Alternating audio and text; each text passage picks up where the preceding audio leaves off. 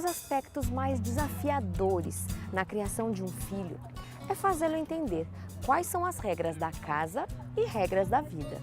A própria palavra de Deus nos diz no livro de 1 aos Coríntios, capítulo 6, versículo 12, que todas as coisas nos são lícitas, mas nem todas nos convêm.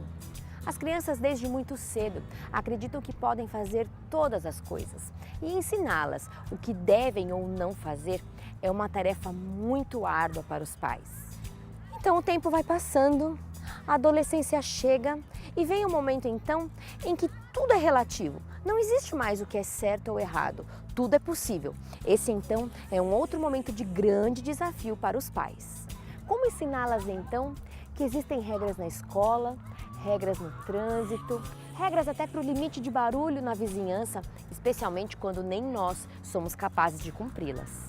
No casamento, as regras também existem, desde pequenos combinados para evitar conflitos até o maior de todos os combinados, que é a promessa de fidelidade. Todas essas regras parecem muito difíceis de ser seguidas e muitas vezes até mesmo quase impossíveis. Mas como se comporta então um pai, uma mãe, um filho, um esposo, uma esposa que entendeu a graça de Cristo? Será que a graça é capaz de interferir também nos relacionamentos? Será que o nosso Deus está realmente interessado com a forma pela qual as pessoas se tratam dentro de suas casas? A graça realmente é capaz de interferir no meu estilo de vida e nos meus relacionamentos? Acompanhe então o programa Vida Mais Viva que está começando agora, porque graça e relacionamentos é o tema de hoje.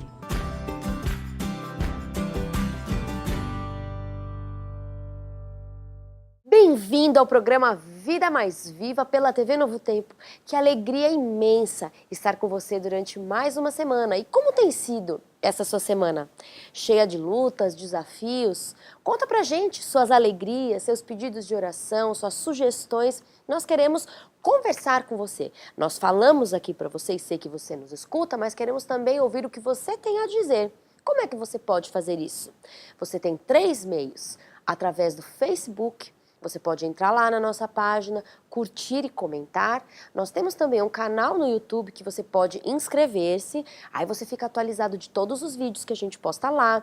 Você fica sabendo também dos vídeos anteriores, pode ajudar a compartilhar, divulgar. Alguém que você conhece pode ser beneficiado pelas mensagens que a gente fala aqui. Assistir quantas vezes precisar. E nós temos também o blog da TV Novo Tempo. Temos lá Vida Mais Viva. Se você entrar no site da TV Novo Tempo, você encontra lá o blog do programa Vida Mais Viva. Queremos conversar com você também por ali. E vamos dar continuidade a essa série de programas maravilhosas. Estamos entendendo como a graça de Cristo nos cobre e influencia em todas as áreas da nossa vida. E hoje vamos falar sobre uma área muito especial: os relacionamentos. Antes de mergulhar um pouquinho mais nesse assunto, vamos mencionar quem são os nossos convidados de hoje. É verdade que vocês já o conhecem, mas de repente tem alguém que está nos assistindo pela primeira vez, então eu vou apresentá-los. Pastor Chaguri, Professor Muniz, que bom tê-los aqui. Pode falar, Pastor Chaguri, com quem está nos assistindo. Grande satisfação participar mais uma vez, que Deus abençoe. A graça é um tema grandioso na vida. E quando se trata de relacionamento, nós temos os grandes resultados da atuação de Deus em nós. Muito obrigado, mais uma vez, pela oportunidade de estar aqui. É um imenso prazer falar com você aí, onde você estiver. Pensando no ponto de partida, Deus está interessado nos nossos relacionamentos? Com certeza, não só Deus, o diabo também, não é? Com certeza. Jesus Cristo disse: eu vim para que vocês tenham vida e tenham abundância. Evidentemente que isso alcança os relacionamentos saudáveis. Ele diz: o inimigo, ele vem para destruir e para matar. Olha, com certeza compreender esse aspecto à luz da graça de Deus é como um alívio, já que as relações às vezes ficam tão tensas, não é não? Como é que seria essa questão do operar de Deus nas relações humanas? Deus fez o homem como um ser integral, ou seja, ele é um ser, para ser integral, ele precisa ser social, a sociabilização. Ele foi feito para estar em A Bíblia nos diz o seguinte: não é bom que o homem esteja só. E para que haja sociabilização, há necessidade de relacionamento. Então, esse é o primeiro ponto.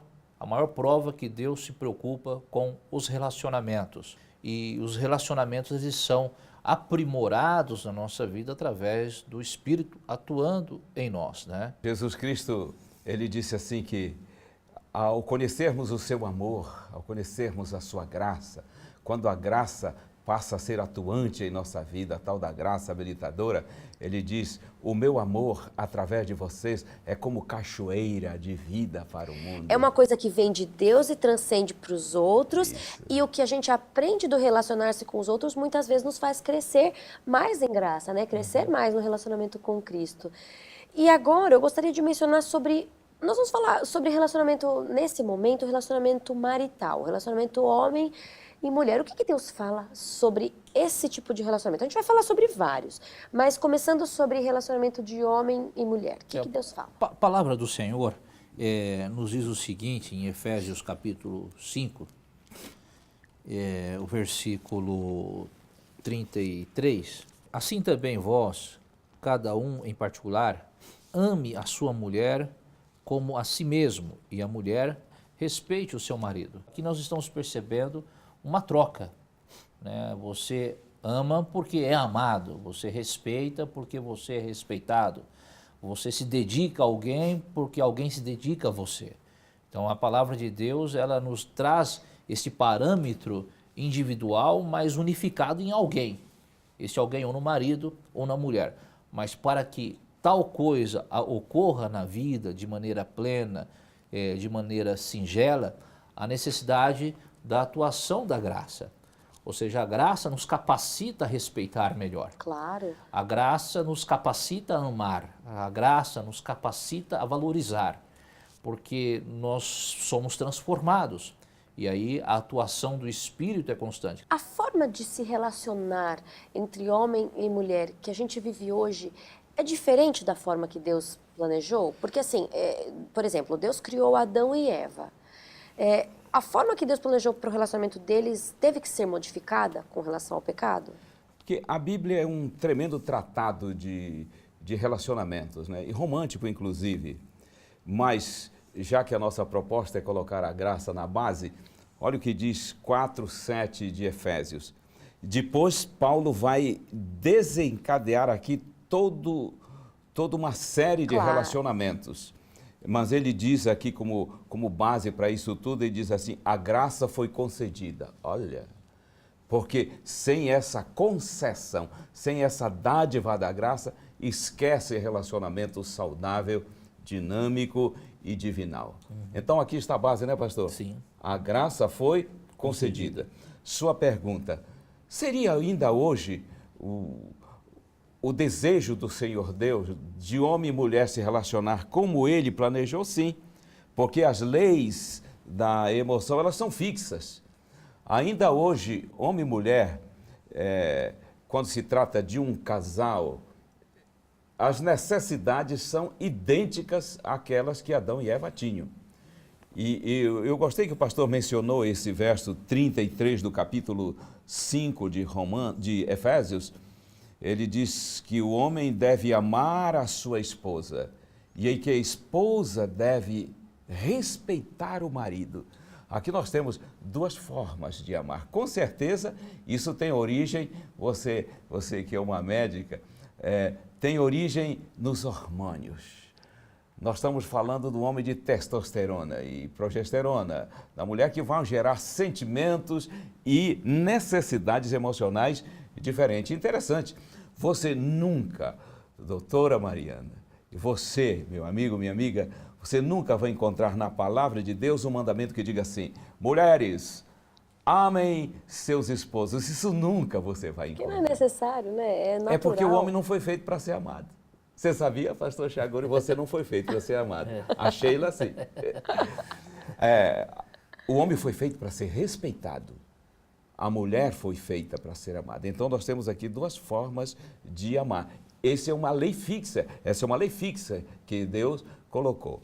Por exemplo, quando a mulher chega para o marido e diz, ai, amorzinho, te amo, te amo, te amo, te amo, te amo, te amo, ela está tirando no lugar errado. Claro, porque essa é a forma que ela entende. Que ela, essa é a estrutura dela. Se ela chegar e dizer assim, ai, amor, como eu te admiro, olha, como eu te respeito. como meus filhos são e serão felizes por terem o pai que você é. Copiou? Aí você está alcançando a mulher. Então, o homem, ele se sente amado quando ele é respeitado. A mulher se sente amada quando ela ouve que ela é amada. Quando Paulo diz, marido, ame a sua mulher, ele está falando, inclusive, da expressão verbal do amor. Que é assim que ela entende. Que é assim que ela entende que ela é amada. Você pode cobrir uma mulher de recursos materiais e tantas coisas que ela quer ouvir. Com certeza. Agora, o homem quer ser respeitado, isto é, não põe o nome dele no Serasa que você já está dizendo eu te amo muito. Eu não pego o cartão e descontrolo o cartão de crédito, né? Mas aí agora eu fico pensando, vamos imaginar um casal que ambos entendem essa questão da graça de Cristo atuando sobre os relacionamentos. Eles brigam? Casal cristão de verdade briga? E aí, pastor? Não, a questão é o seguinte, nós temos que definir o que é brigar, né? Claro. Eu creio da seguinte forma, uma pessoa que, um casal orientado pela graça de Deus, transformado pela graça de Deus, eles terão divergências, que faz parte da naturalidade humana, do ser humano. Isso faz parte. O dia que você não tem mais as divergências com alguém, então você perde a sua naturalidade, você perde a sua particularidade. Isso né? mesmo. Agora, entretanto, a particularidade não pode levar à individualidade no relacionamento. Olha que interessante, a né? particularidade não deve pode levar à individualidade do relacionamento. O relacionamento é com alguém, né? Se nós temos um relacionamento baseado em Cristo, baseado na graça de Deus, as divergências, que elas são naturais, mas elas não serão assuntos para perder a cabeça, para chutar o balde, para destruir o relacionamento. Elas se tornarão compreensíveis e elas serão reflexivas para a vida. Cada um sempre com uma certa disposição a ceder e conversar, né? Você quer ver uma coisa equivocada? Quando alguém diz assim, achando que está trazendo, expondo algo maravilhoso, raro. Por exemplo, eu nunca vi meus pais brigarem. Por incrível que pareça, isso não é saudável. Não?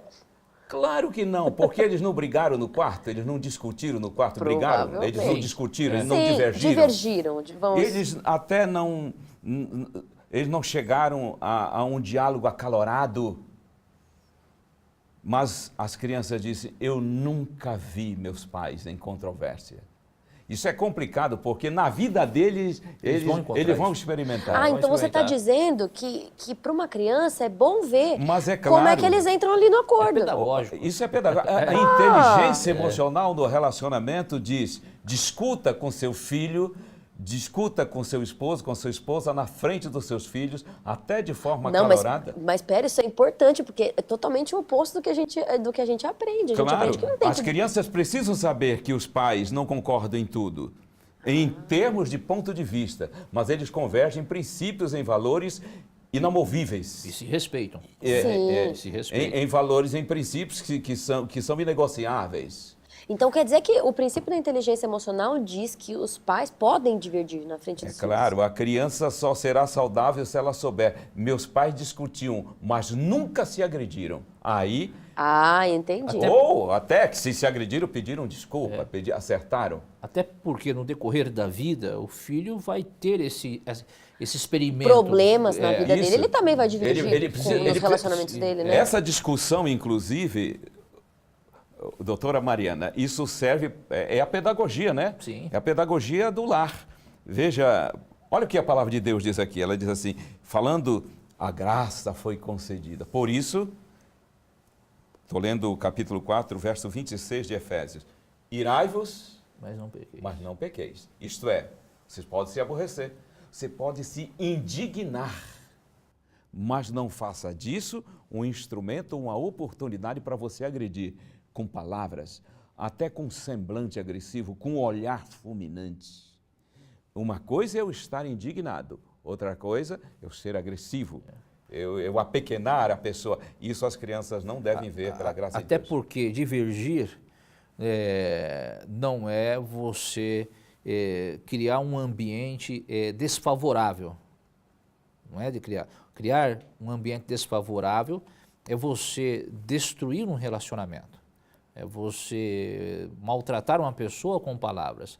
A divergência, ela é fundamental para o desenvolvimento do relacionamento. Claro, até como casal, né? Sim, É como necessário casal. entender o que cada um pensa. Agora, quando a graça de Deus, que como foi lido no texto, a graça, verso 7, o capítulo 4, foi lido que a graça foi concedida, o casal, ao lidar com a divergência, mas ele lida com paz no coração, favorável à divergência, com reflexão, entendendo o que é melhor. Por quê? Porque ele consegue captar os estímulos sagrados que de outra forma não captaria. Vamos supor que apenas um dos membros do relacionamento tenha compreendido toda essa questão, o outro ainda não. Que dicas vocês dariam, que sugestões vocês dariam de como essa pessoa pode lidar no seu relacionamento? Porque partindo do princípio que os dois estejam querendo colaborar, é mais fácil. Mas quando apenas um deles entende dessa forma, entende a graça, entende essa questão do querer atuar de Deus, a graça foi concedida e etc., que dicas vocês dariam para essas pessoas que apenas um está querendo colaborar? Por isso que a Bíblia nos fala a respeito do perigo do jugo desigual, né? De crença, de valores. Existe um certo cuidado que devemos ter e tomar. Entretanto, nós vivemos em um ambiente que, em muitos casos, isso é passado sem a nossa percepção e acaba acontecendo na realidade da população de modo geral. Dentro do cristianismo, dentro da igreja, ou aí de repente aí na sua casa, você esteja passando por esse momento. Tua esposa é cristã, e você não é, ou vice-versa, e você está diante desta questão que de repente você considera até desfavorável. Mas o que fazer? Né? Qual é o procedimento a ser tomado? Independente da minha crença religiosa, eu preciso ter uma crença em Deus. E todo aquele que tem uma crença em Deus, ele tem que entender o que é respeito ao próximo. A palavra de Deus nos diz o seguinte: amai uns aos outros, né? Aí Jesus ele foi um pouco mais longe, ele disse o seguinte: amai como a ti mesmo. Aí vem a seguinte pergunta: como poderei amar o meu próximo como a mim mesmo se eu não me amo? Exato. Aí Jesus foi um pouco mais distante. Ele falou: então ame como eu vos amei. Então não tem como a gente escapar. No fim a gente tem que amar. Amar o semelhante, amar a esposa, amar o marido, os filhos, independente da crença religiosa, independente da cultura, da estrutura montada no lar, mas necessitamos amar, porque o fim de tudo é o amor. O apóstolo Paulo, ele disse em certa ocasião, em 1 Coríntios capítulo 13, agora permanece a fé, a esperança e o amor. Mas o maior deste é o amor. Paulo, quando fala de fé, está falando do ministério de Cristo. Quando ele fala de esperança, ele está falando da volta de Jesus. Ele diz o seguinte: mas o maior é o amor.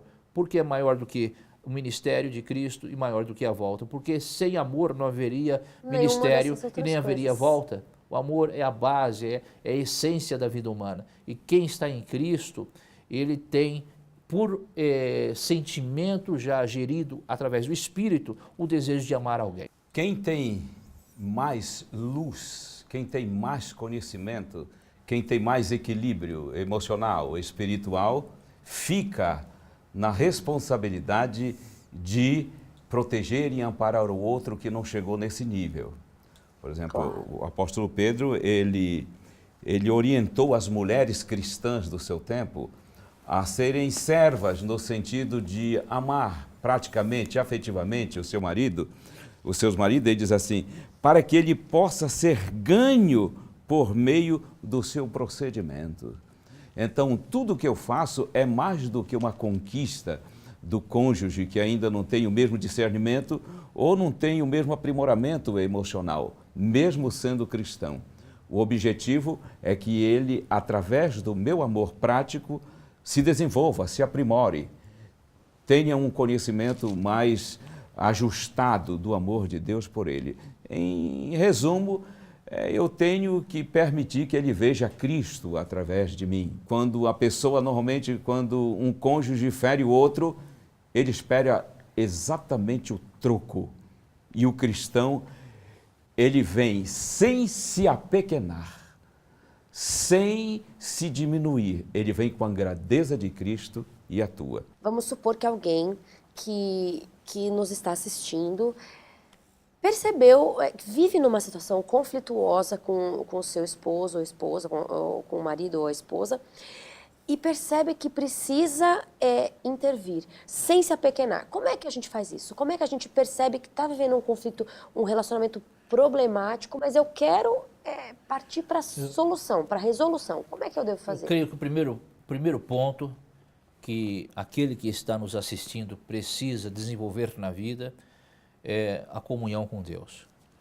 Deus, ele é a solução para qualquer relacionamento, porque Deus, ele está interessado no relacionamento. Claro. Segundo, aquele que está nos assistindo precisa entender também e respeitar a parcialidade humana. A palavra de Deus, em 1 Coríntios capítulo 13, o verso 11, nos diz o seguinte: quando eu era menino, eu falava como menino, pensava como menino, raciocinava como menino, mas logo que cheguei a ser homem, acabei com as coisas de menino. O que o apóstolo Paulo está nos dizendo? O homem, ele é um ser parcial. Então, a parcialidade humana faz parte da natureza humana. Esse negócio, o homem tem que ser imparcial. Né? Difícil. É complicado. Nós somos seres em parte. Né? A parcialidade humana, ela vive, ela está presente no ser humano. E se num convívio familiar existem os conflitos que foram gerados, há necessidade que respeitemos esse segundo ponto. Respeitemos a parcialidade, porque a parcialidade, para cada um, tem o seu momento, tem a sua hora. Como eu posso servir ao outro dignamente, cristamente, pensando no seu bem-estar, sem me apequenar, sem que a minha estima com isso vá ser reduzida? Da seguinte maneira: todo cristão devia ser servo, não escravo. E qual é a diferença? O servo atende necessidades, o escravo atende caprichos. No relacionamento conjugal saudável, cristão, nós atendemos necessidades, aí nós somos servos. Caprichos não. Esse capricho vai desde coisas elementares do dia a dia, como tipo abusar de mim em coisa que você pode fazer por si me mesmo. Sobrecarregar como se eu fosse um escravo seu, quando você poderia dividir as cargas, até entrar em áreas do meu corpo, como que você vai me escravizar. Em Cristo eu não vou permitir. Coisas que eu me sentiria ofendida. Ofendida. Sejamos servos, escravos não. E vocês mencionaram menino. Aí eu fiquei pensando que um outro relacionamento importante é de pais e filhos. Como é que Deus interfere nesse relacionamento entre pais e filhos, para a atitude de pai e de filho? Deus tem o mesmo interesse pelos filhos. Né? A palavra de Deus nos diz o seguinte, que Salmos nos diz que os filhos são herança do Senhor, certo? O que é uma herança? A herança é algo que não lhe pertence, pertence a alguém. Não é seu, é de alguém. Quando a Bíblia fala que os filhos são herança, os filhos são de Deus. Nós apenas estamos cuidando daquilo que é do Senhor, né? Parte do Senhor, pertence a Deus. E a herança, ela é o bem mais valioso, porque é algo deixado, é algo que foi conquistado, que você trabalhou, que você suou para ter aquilo, e agora se torna o bem mais valioso da sua vida. Isso é importantíssimo porque muda até a sua forma de pensar em como educar, como criar, pensando que eles são do Senhor e não nossos, não são os bens meus, mais para ser o que eu valiosos. desejo. Não existe nada mais belo do que um filho e uma filha. E nós não devemos aborrecer os nossos filhos, mas e os nossos filhos também precisam nos respeitar. Mas como um filho respeita? Um filho respeita mediante a operação existente do pai em Deus, a vida do pai em Deus, a atitude do pai em Deus. Um filho não respeita pelo verbo, mas o filho respeita pelo exemplo, pela atitude, Claro. pela forma como o pai lida, como uma mãe lida em seu lar, né? Aqui a palavra de Deus diz assim, filhos, obedecei vossos pais no Senhor, verso 4, verso 1, verso 4 do capítulo 6 de Efésios, ele diz, e vós pais não provoqueis a ira dos filhos. Como é possível isso? Como provocar a ira dos filhos? Talvez uma das coisas que mais provoque a ira dos filhos é a incoerência. Eu exijo algo que eu mesmo não faço. Outra coisa são leis rígidas demais. Outra coisa é a ausência de vínculo, né? Eu não crio vínculo. Autoritarismo, agressões verbais, emocionais, físicas. Cada pai deveria estar atento. Esse meu comportamento estará provocando a ira do meu filho? Com certeza. E outra coisa, às vezes essa ira não se manifesta. Na primeira infância, segunda infância, o lado juvenil, depois da adolescência, essa ira fica num contexto que os psicólogos chamam de passivo-agressiva. Por exemplo, Aguardando, né? ele dá o troco de forma inteligente e silenciosa, tipo...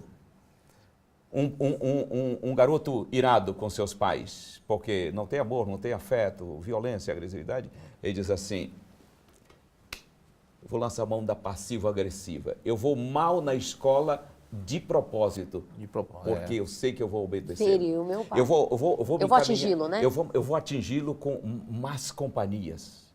Eu vou começar a fumar e beber, quer ver? Assim é uma forma de passivamente eu agredi-lo. Um tapa no rosto eu não dou, mas eu faço com que ele se envergonhe. Eu digo a você, pai, eu também sou pai. Deus nos livre de provocar isso nos nossos filhos. Com certeza. Foi interessante e agradável estar com vocês mais uma vez. E muito obrigada a você por ter estado conosco. Mais um programa Vida Mais Viva. Lembrando que o nosso Pai está interessado sim na forma como você vive com a sua esposa, como você vive com seu marido e com seus filhos, porque Ele te ama e deseja que você viva plenitude em todos os relacionamentos que você tem na sua vida de trabalho e tudo mais. Que você viva abundantemente. É o nosso desejo, a nossa oração. Fique com Deus e até o próximo programa.